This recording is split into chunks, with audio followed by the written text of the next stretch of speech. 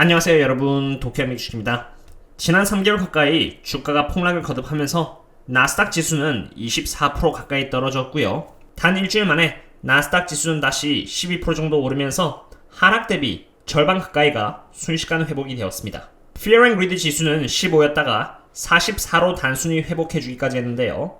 2월 23일 날의 영상 힘들다 전부 다 팔가에서의 영상과 같이 지금까지 주식이 떨어질 만한 소재들은 너무나도 많았고요.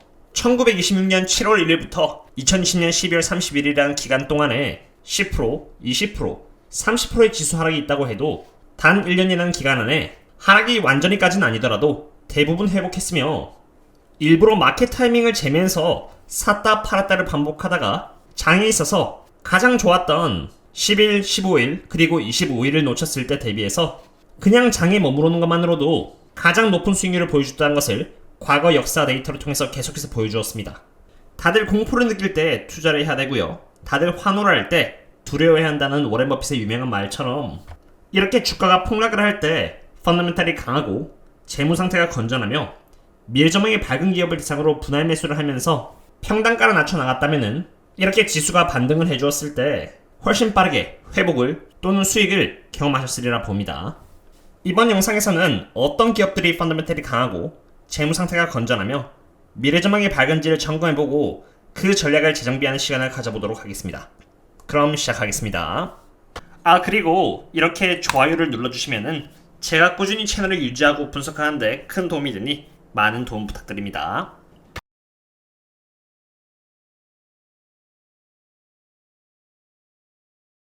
첫 번째 종목은 팔란티어입니다. 팔란티어는 지난 저점 대비 36% 오르면서 13.27달러까지 꾸준히 상승을 보여주고 있는 상태입니다. 먼저 팔란티어의 밸류에이션부터 보도록 하겠는데요.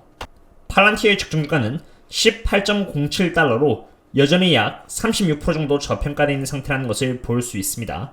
참고로 DCF 밸류에이션에서 제가 보여드리고 있는 이러한 적정주가는 팔란티어가 2021년부터 2015년까지 다음과 같은 프리 캐시플로우를 기록한다고 했을 때의 적정주가입니다. 다시 말해서 이러한 프리 캐시플로우를 미래에 만들어내지 못한다면 팔란티어의 적정가는 18달러 이하까지 떨어질 수 있다는 것을 의미합니다. 그러한 이유에서 팔란티어가 만들어낼 수 있는 프리 캐시플로우를 가능하면 보수적으로 측정해야 했고요.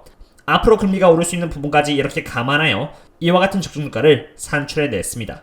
그리고 여기서 조금 더 보수성을 더하기 위해서 여기 Margin of Safety를 10% 정도 감안하여 16.26달러라는 적정가를 산출해냈기 때문에 오늘날의 주가인 13.27달러는 여전히 저평가라고 할 수 있습니다.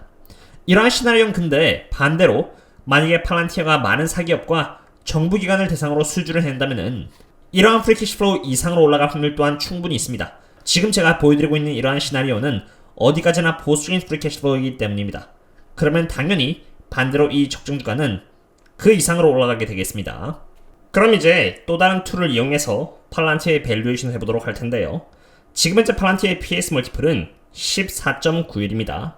보시다시피 팔란티어의 매출액 성장률은 2011년부터 2014년까지 꾸준히 30% 가까운 성장률을 기록할 것으로 다음과 같은 애널리스트들에 의해서 예측이 되고 있는데요. 이러한 성장률을 유지해준다면 단기적으로 팔란티어는 충분히 24.18% 추가로 상승하여 15.63달러까지 갈 수 있으며 장기적으로는 45% 상승하여 18달러까지도 도달할 수 있을 것이라고 생각이 됩니다. 하지만 투자할 수 있는 기간을 단지 1년만으로 국한하지 않고 2년, 3년 길게 국한시키면은 충분히 팔란티어는 27달러 이상까지도 갈 수 있겠죠. 지금까지 팔란티어의 밸류에이션에 대해서 알아보았으니 이제는 팔란티어의 펀더멘탈을 보도록 하겠습니다.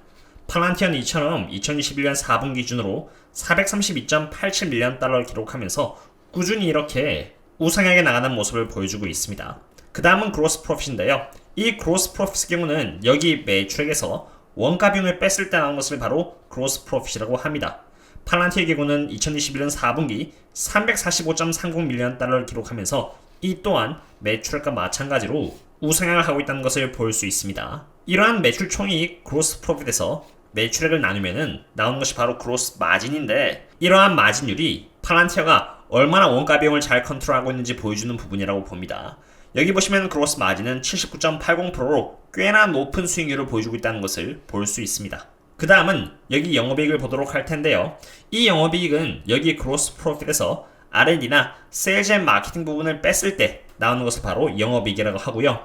영업이익은 안타깝게도 아직은 마이너스를 기록해주고 있는 상태입니다. 그치만 적어도 영업이익의 적자폭이 이렇게 빠르게 줄고 있다는 점은 괜찮은 부분이라고 생각합니다. 이제는 영업현금 흐름을 보도록 할 텐데요. 이 영업현금 흐름이라는 것은 지금 보여주고 있는 이러한 마이너스 순이익에서 non-cash expense를 전부 다 감안했을 때 나오는 것을 바로 영업현금 흐름이라고 합니다. 이거야말로 사실은 팔란티어가 돈을 벌고 있다는 증거가 되겠습니다.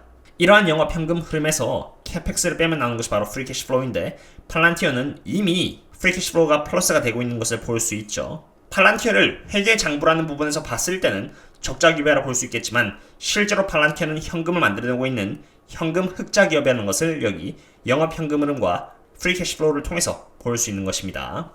그럼 이제 밸런스시트를 보도록 하겠습니다.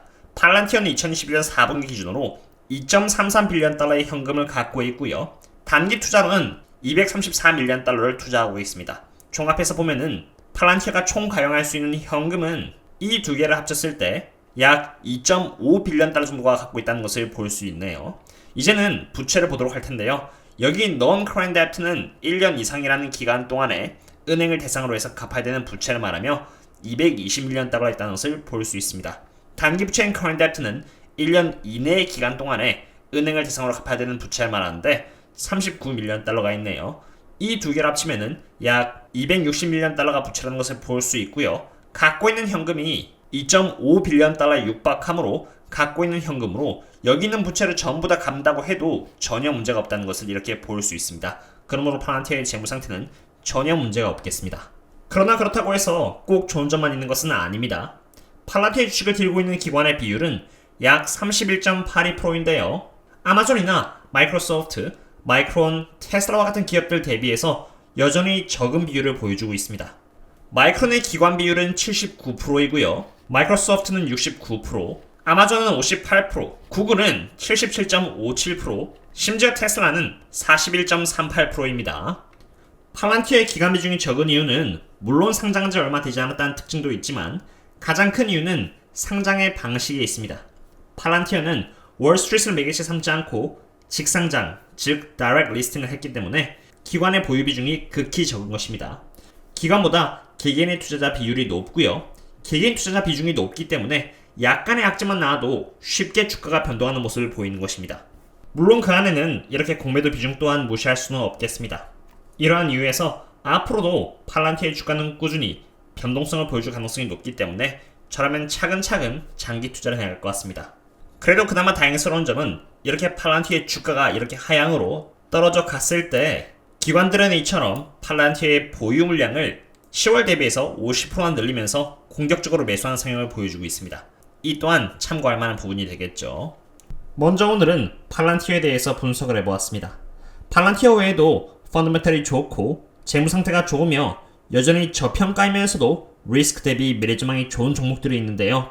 그러한 종목들은 다음 영상에서 이어서 분석을 진행하도록 하겠습니다.